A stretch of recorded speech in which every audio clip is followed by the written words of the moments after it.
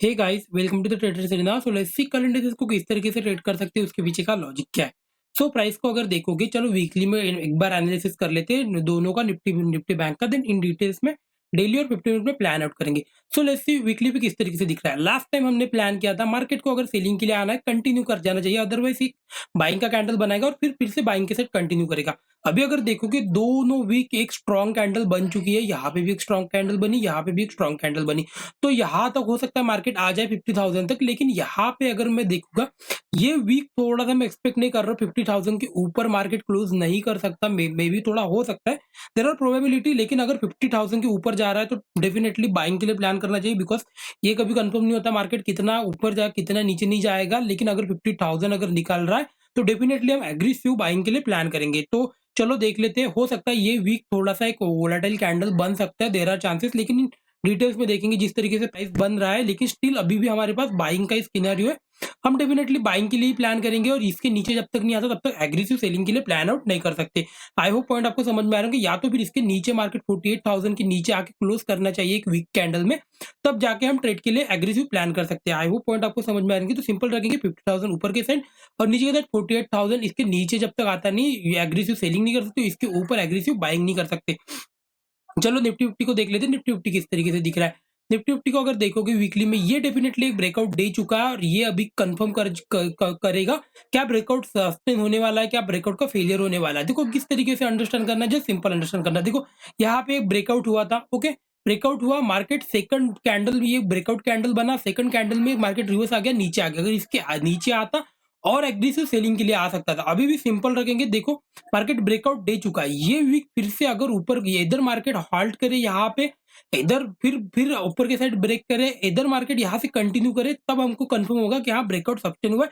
Market फिर से अगर नीचे के साइड आएगा तो सपोर्ट लेके ऊपर के साइड जाएगा। लेकिन अगर लेट्स सी कि ये वीक में कैंडल इस तरीके से इस कैंडल का अगर 50% के नीचे आ जाता है तो डेफिनेटली ये कहीं ना कहीं फिर सेलिंग का मार्केट दिखने को लगेगा। फिर अगर ये कंटिन्यू नीचे के साइड आता है तो बड़ा मोमेंटम फिर से नीचे के साइड आ सकता है। तो ये वीक थोड़ा सा, ये वीक स्ट्रॉन्ग दोनों कैंडल बन चुकी है, हो सकता है इस तरीके से मैट कैंडल ट्रेड करे। लेकिन फर्स्ट थोड़ा हम कहीं ना कहीं मार्केट थोड़ा सा नीचे आएगा, फिर ऊपर जाने के लिए ट्राई करेगा, या तो फिर पहले ऊपर जाएगा फिर नीचे आ जाएगा, इस तरीके से प्लान आउट होगा। तो ये वीक थोड़ा वोलेटिलिटी देखने को मिल सकता है और बेटर है। वैसे भी नेक्स्ट वीक में रिजल्ट आने वाले हैं, तो हो सकता है ये वीक मार्केट पॉज करने के लिए ट्राई करे और फिर नेक्स्ट वीक में एक मार्केट कंफर्म हो जाएगा क्या ऊपर जाना चाहिए क्या नीचे जाना चाहिए।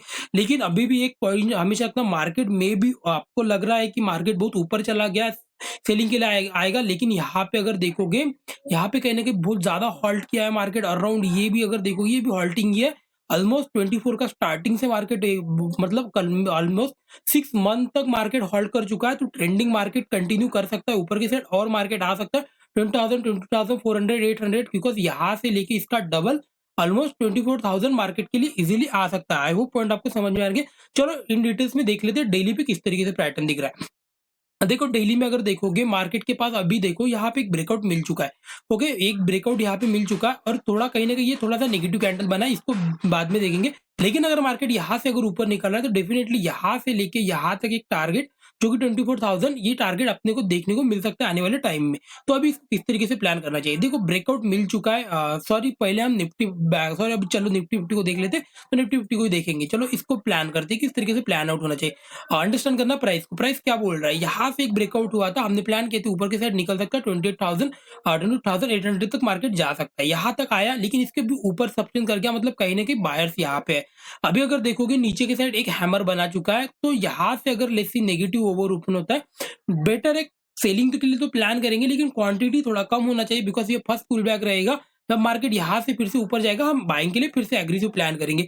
आई होप पॉइंट आपको समझ में आ रहे हैं। तो चलो कल किस तरीके से प्लान होना चाहिए उस तरीके से प्लान आउट देखते हैं, क्या मार्केट ऊपर की साइड निकलने वाला है या नीचे की साइड निकलने वाला है। चलो ये हैमर बना हुआ है, यहाँ पे प्राइस पैटर्न को देखेंगे, क्या प्राइस पैटर्न आपको दिख रहा है। यहाँ पे अगर देखोगे ये एरिया मल्टीपल टाइम रिटेस्ट हुआ है, वेट अ मिनट, ये एरिया अगर देखोगे ये एरिया मल्टीपल टाइम रिटेस्ट हुआ है। तो चलो देखते हैं मार्केट यहाँ पे अगर ओपन हुआ, ये ट्रेंड कंटिन्यू चल रहा है, तो मैं अगर ओपन भी यहाँ पे होता है मैं एग्रेसिव सेल तो नहीं करने वाला हूँ। Wait for market to bring back, अगर ऊपर की साइड एक बार जाना चाहिए, अगर फिर से ये ब्रेक कर रहा है मैं तब सेलिंग के लिए प्लान करूंगा, बिकॉज कहीं ना कहीं स्ट्रॉन्ग मोमेंटम हो चुका है। तो मार्केट नीचे की साइड आ सकता है, और नीचे की साइड अगर अगर मार्केट आता है तो यहाँ पे आपको सपोर्ट कहाँ दिख रहा है। सपोर्ट यहाँ पे अगर कहीं ना कहीं देखोगे, यहाँ पे आपको एक सपोर्ट दिख रहा होगा जो कि ये यहाँ पे एक सपोर्ट दिख रहा होगा, यहाँ पे एक सपोर्ट यहाँ पे दिख रहा होगा और एक सपोर्ट आपको दिख रहा होगा 20,800 के, जो कि डेली पे दिख रहा है। तो कहीं न कहीं मार्केट इधर यहाँ पे सपोर्ट लेगा, इधर यहाँ पे सपोर्ट लेगा, ये कभी कंफर्म नहीं होता है। लेकिन मार्केट यहाँ से अगर नीचे आ रहा है, मैं क्वांटिटी तो थोड़ा कम ही रखूँगा, बिकॉज़ इतना कुछ अच्छा खास अभी तक पैटर्न नहीं दिख रहा है। ये अगर 2-3 दिन अगर मतलब यही रेंज में रह जाता है, फिर अगर ब्रेक करेगा तब मैं एग्रेसिव होने वाला हूँ। अदरवाइज़ यहाँ से नीचे आ रहा है, थोड़ा कम क्वांटिटी में प्लान करेंगे और मार्केट में सेलिंग के लिए प्लान करेंगे। What case in any case market अगर लेट्स से यहाँ पे खुला या तो यहाँ पे खुला और ऊपर चला गया और यहाँ पे ही बना रहता है, फिर आने वाले टाइम में हम बाइंग के लिए प्लान करेंगे।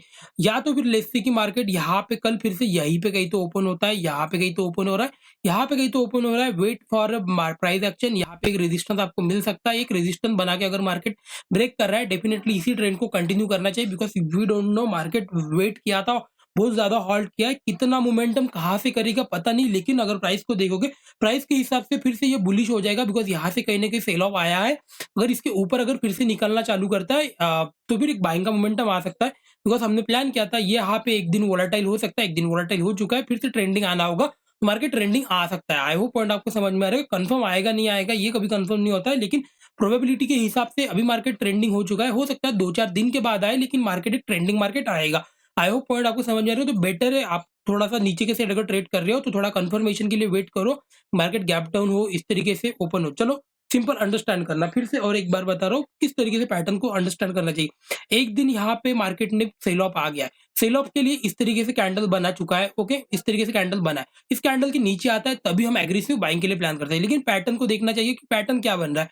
पैटर्न को अगर देखोगे यहाँ से कंटिन्यूएशन में पैटर्न नीचे आया है, तो यहाँ पे एक पुलबैक के बाद अगर सेलिंग के लिए आ रहा है तभी सेलिंग के लिए प्लान करना। अगर या तो फिर बीच में खुला, बैच में खुल के होल्ड कर रहा है, मतलब कहीं न कहीं फिर से बाइंग के लिए जाने वाला है, बाइंग के साइड चला जाएगा। इस तरीके से पैटर्न बनेगा, या फिर बाइंग के लिए जाएगा, या तो फिर इस तरीके से पैटर्न बना के ऊपर के साइड जाएगा, तब बाइंग के लिए प्लान करेंगे। बीच में अगर खुल रहा है, यहीं पे वेट कर रहा है, फिर इनसाइड कैंडल बना देगा।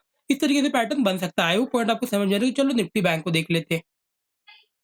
निफ्टी बैंक को अगर देखोगे, ये कहीं न कहीं मतलब ट्रेंडिंग जा रहा है, इसको कंटिन्यू मोमेंटम में कहीं न कहीं ट्रेड हो रहा है। डेली कैंडल पे देख लेते हैं किस तरीके से प्लान होना चाहिए। तो अभी कहीं न कहीं देखोगे रेजिस्टेंस के पास आ रहा है, तो कहीं न कहीं मार्केट कहीं न कहीं यहाँ से 49,500 हो गया। इसी एरिया से कहीं न कहीं सेल ऑफ आ सकता है, सेल ऑफ नहीं आएगा मे बी, लेकिन मार्केट वेट कर सकता है, तो यहाँ कहीं वेट कर सकता है, हो सकता है यहाँ से और थोड़ा-सा मूव करे, तो आपको थोड़ा अभी क्वांटिटी कम कर देना चाहिए। अगर आपके पास ऑलरेडी मतलब ट्रेड है, तो फिर बेटर है इसको आप होल्ड कर सकते हो, जिस तरीके से हमने होल्ड कर रहे थे, हम इसको होल्ड कर रहे हैं, तो फिर ये और ऊपर जाएगा तो ठीक है, वेल एंड गुड। यहाँ पे गए तो फिर हम प्रॉफिट बुकिंग के लिए प्लान करेंगे, या तो फिर ये डायरेक्ट निकलता है 50,000 अगर आता है डायरेक्टली, तो भी हम यहाँ पे प्रॉफिट बुकिंग के लिए इस तरीके से पैटर्न के लिए प्लान करेंगे। लेकिन कहीं न कहीं सेल ऑफ आ रहा है और ये फ्रेश लेवल है कहीं न कहीं सेल ऑफ के लिए, तो यहाँ पे एक बार मार्केट को वेट करना चाहिए। फिर वेट करके अगर मार्केट यहाँ पे वेट करके इस वीक अगर बना रहता है, फिर अगर बाइंग के लिए जाता है, तब हम एग्रेसिव बाइंग के लिए प्लान करेंगे। आई होप पॉइंट आपको समझ में आए। चलो इन डिटेल्स में देख लेते हैं 50 मिनट में किस तरीके से प्लान होना चाहिए। तो अभी अगर देखोगे तीनों दिन कंटिन्यू मार्केट ट्रेंडिंग हो चुका है। यहाँ से अगर देखोगे ये ट्रेंडिंग हुआ था, यहाँ से ये ट्रेंडिंग हुआ था और यहाँ से भी अगर देखो तो मार्केट ने कोई मतलब नीचे नहीं आया, ट्रेंडिंग ही है। भले ही मार्केट में मोमेंटम नहीं था, लेकिन ट्रेंड ट्रेंड वन साइड ही मूव कर रहा था। मार्केट कहीं भी अपने लोअर लो को कभी भी ब्रेक नहीं किया। तो अभी किस तरीके से प्लान करेंगे? चलो देख लेते हैं। चलो सिंपल, अगर गैप अप खुल रहा है तो बेटर है प्रॉफिट बुकिंग के लिए प्लान करेंगे। अगर आपके पास ट्रेड है, बेटर है प्रॉफिट बुक बुक कर लो और फिर मार्केट को एक दिन वेट करेंगे। अगर बहुत बड़ा गैप अप खुलता है और नीचे के साइड आता है, तो फिर इस तरीके से पैटर्न भी नहीं बनने वाला है। हम वेट करेंगे एक दिन मार्केट को होल्ड करने के लिए। या तो फिर लेट्स सी कि फ्लैट खुल के अगर कहाँ तक जा रहा है देखेंगे। मेरा टारगेट 49,500 तक राउंड लेवल है।